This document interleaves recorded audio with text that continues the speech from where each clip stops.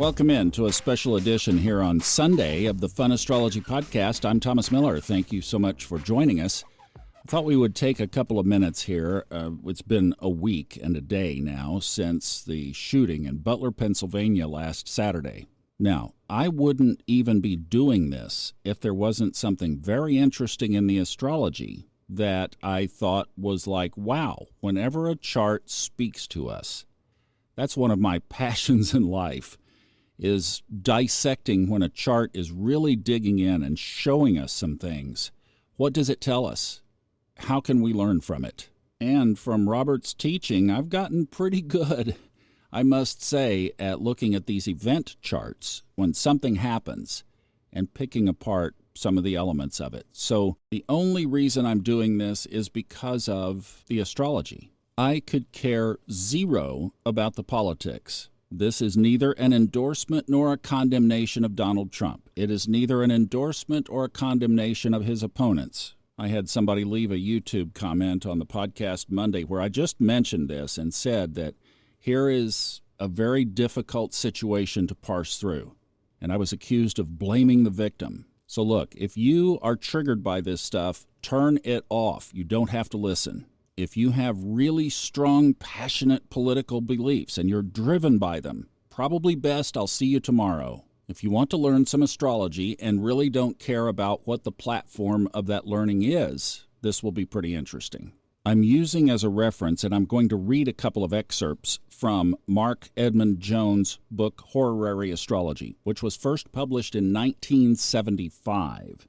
And that's the thing that I want you to understand is I'm not pulling something out of this week's New York Times or Wall Street Journal or some other publication or online blog. I'm going back to a book that was published by, got it right here, you can hear it crinkling in the background, Shambhala Press, 1975. They're hard to find now. They're out of print, but Robert uses it and has built the horary astrology course around it, so there's a lot of pulled forward material, and I reference it quite a bit in my own work. One of the more brilliant sections of the book is not about horary. It's about the houses. Because in horary astrology, you have to very effectively place the question in the correct house that it relates to.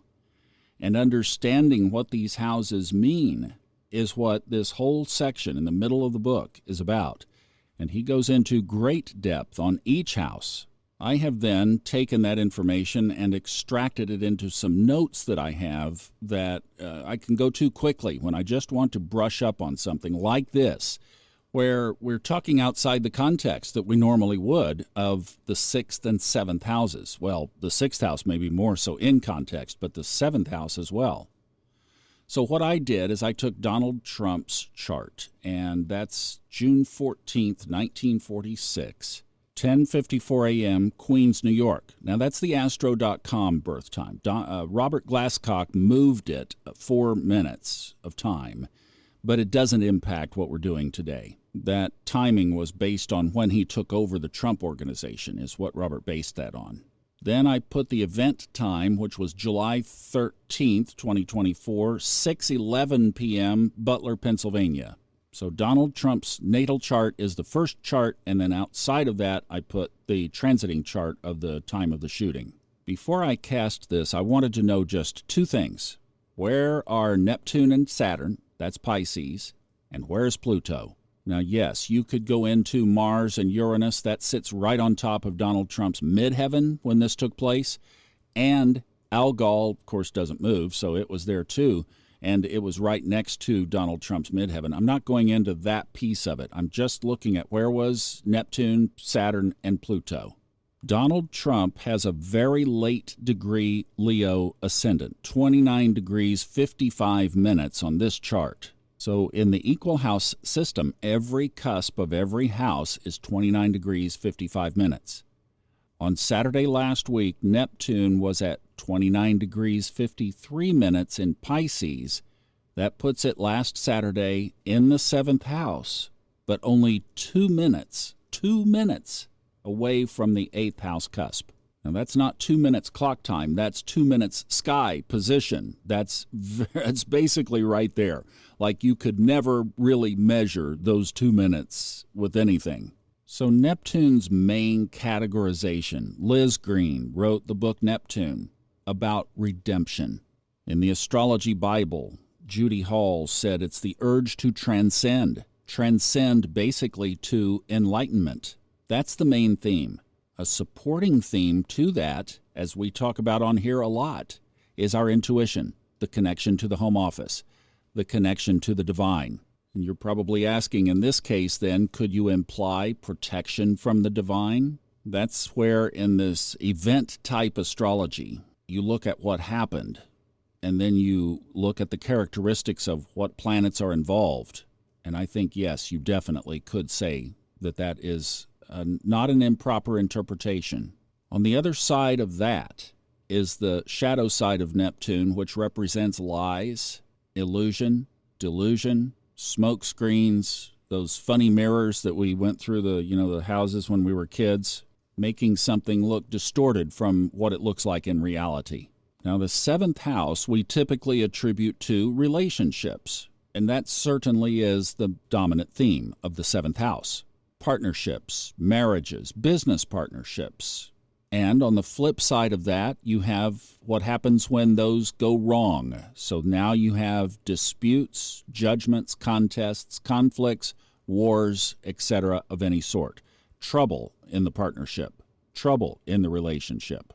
If it goes to court, the seventh house rules the lawsuit. It also rules the lawyers, although the judge, according to Mark Edmund Jones, is in the 10th house as the umpire, if you will. The jury is also in the 10th house. So in the 7th is the lawsuit itself and the attorneys. But another non-primary characteristic of the 7th house is opponents. But listen to how Mark Edmund Jones described this 50 years ago when he talks about, this is his last sentence in the section on the 7th house. He says that if you're talking about inquiries, again, he's referencing a horary context here. If you're asking about a conflict situation, the person asking, or in this case, Donald Trump, would be represented by the 1st house, and his opponent would be represented by the 7th. Now, I have lived every day of my life with Neptune glued to my sun. They're on the same degree. Because of my upbringing and the conflicts that would often erupt with my mother particularly, Neptune served me very well in making things appear as they needed to appear in order to appease, in order to keep her calmed down and quiet and not flare up. In other words, the details aren't so important. It's the main theme we're talking about that is. I could exercise that in not just giving the whole story. What's the need-to-know basis? Sometimes just make stuff up. Like, it's not relevant, but it kept her quiet. Mission accomplished. In other words, there was always an agenda behind the smokescreen.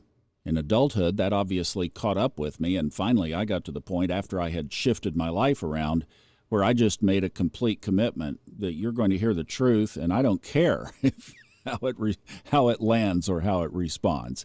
I'm just going to, here's what happened. Here it is. And if that's not okay, whatever. But also with that, living my life in a high timeline fashion always keeps you on the integrous side of the equation as well. When you work all the time and you don't involve yourself in a lot of other activities, it's pretty easy. I mean, like yesterday was about like today. But I know this aspect well, and I know that it can create fogginess and things that don't add up. The other planet that is in the 7th house of these opponents and other people is Saturn. I wanted to be very careful here to not just throw down normal, typical things that I would say about a planet's characteristics. So I did some research, and I ran across an article that was back in February, fairly recent, from a guy that you might know, and some of you listen to him and take his courses, Adam Ellenboss of Nightlight Astrology. This article came up on a keyword search, and it was really exactly what I was looking for, talking about what planets symbolize death. Saturn certainly is one. And he says, from the standpoint of the old that needs to die, it's the thing that's at the end of its life cycle. That's the Saturn of Capricorn. It's old, it's served its purpose, it probably did it well, it's lived a long life, and it needs to die. That's the Saturn symbolism. He mentioned the Pluto symbolism as being lowered into the ground. Also, I think of the Pluto symbolism as transformational, death and rebirth, the caterpillar to the butterfly. Interestingly, he also mentioned 3 other planets, Uranus, Neptune, and Jupiter, each of those also having a death symbolism. For Uranus, he mentioned it's more like being electrocuted. Thought that was a great description. For Neptune, kind of like a funeral pyre, the burning flames being shipped out into the ocean.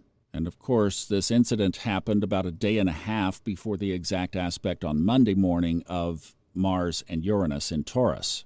Now, there are several ways you can thread this together, but remember, we're talking about this in the context of an event, not a natal reading. This is not like you would sit down and read a birth chart. This is an event that happened, and now we're coming back and looking at astrology and seeing what's there. What else does this chart tell us about what took place? We know what we've seen.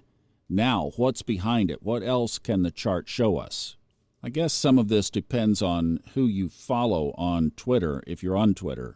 But if you follow people and you get a different broad spectrum of opinion, to me it seems that probably 90+% of the people that I see commenting on this incident don't believe the narrative that's being said right now. Now, on Twitter, I basically follow 2 types of people, astrology and the markets, market traders. So this dialogue I'm seeing is coming from those 2 groups, at least 90%. It's rare that anybody defends the narrative that's coming out right now. Too many holes. This is not cut and dried. And there are some pretty crazy, zany, like way out there kinds of things. You have to turn that noise down too. But what you do see, at least what I see, the way I look at this is, wow, people are really not buying this.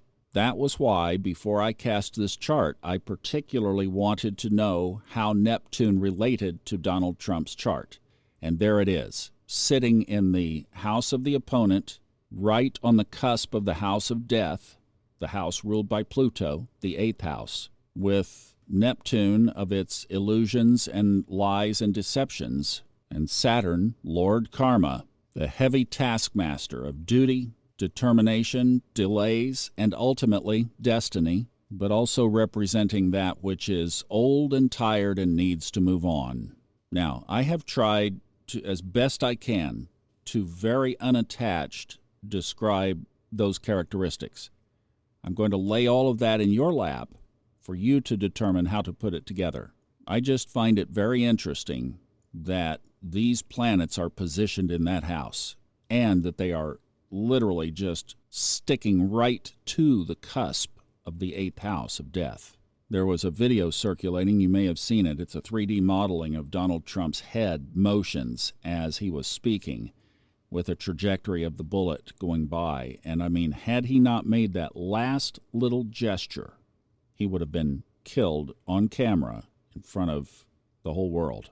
And let's not forget that in his chart also that the 7th house is ruled by Uranus of sudden surprises. Aquarius sits on the cusp of the 7th. Now, the other planet I said I was interested in looking at was Pluto, because, of course, it rules death, it rules the 8th house, and it rules transformation. It is sitting just inside the 6th house. Donald Trump's 6th is ruled by Capricorn, but again, it's 29 degrees, 55 minutes, so right there it changes. And Pluto is sitting just inside the 6th in the early degree of Aquarius. The 6th house, according to Mark Edmund Jones, written 50 years ago, the 6th house is found to have its primary rulership over the adjustments that must be made by each individual as he or she creates their social place in life, or as they work to maintain or improve it. This not only indicates the process of readjustment as such, but the need for it, or maladjustment in general. Thus, it embraces every activity in which anyone participates as a conscious misfit. Then he takes that and extrudes it into an application where he says, what the sixth really means, therefore, is the basic call upon people for an expenditure of effort in the adventure of living, so that the house may be said at the outset to comprise hard work as such, as well as overstrain and an unusual and not particularly gratifying employment of the energies, etc. And he goes down the work path and then the health path. But look, the planet, from the you can't make this up department, the planet of transformation is sitting at the cusp of the area of transformation, basically for societal adjustment. Robert Glasscock talks about psychological integration or psychological processing, taking all the things that have happened and constructing a version of us that is our best. With Pluto there as the call for transformation, dying to what was, the caterpillar going into the cocoon, and re-emerging as something completely different. That's a marker of the sign of Scorpio. I wonder how or if this will be a changed man on the other side of this incident. I mentioned this a while back. I know somebody who is going through a personal crisis, and I just keep wondering, when is it going to be enough for somebody to stop, like I did after that second divorce, take a year and reevaluate everything and make massive changes? That's this aspect. I always wonder, what will it take for somebody to change? That's an individual question. Only they can answer. Old patterns do indeed die hard. Well, I hope that gives you some understanding of those houses from a different perspective and from this situation. I think it's amazing how the chart speaks every time something like this happens. It is incredible. Thank you so much for listening. Have a great Sunday. I love you, and I will see you back tomorrow for a full week ahead. Bye-bye. Enjoy the weekend.